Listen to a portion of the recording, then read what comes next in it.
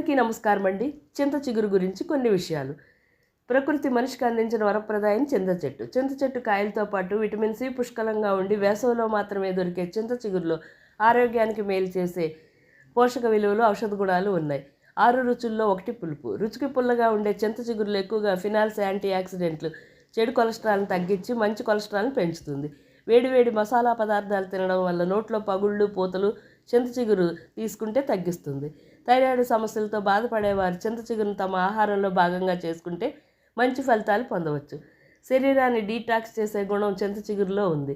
చింత చిగురును పచ్చడి నుంచి కూరల వరకు చేసుకోవచ్చు. స్త్రీలలో పీరియడ్స్ సమస్యలకు, కీళ్ళ నొప్పులు, వాపుల నుంచి నివారిస్తుంది. చింత చిగురు దొరికినప్పుడు తీసుకుని నిల్వ చేసుకుని వాడుకోవచ్చు. రోగనిరోధక శక్తిని ఇచ్చే సీజనల్ వ్యాధులను ఎదుర్కొంటుంది.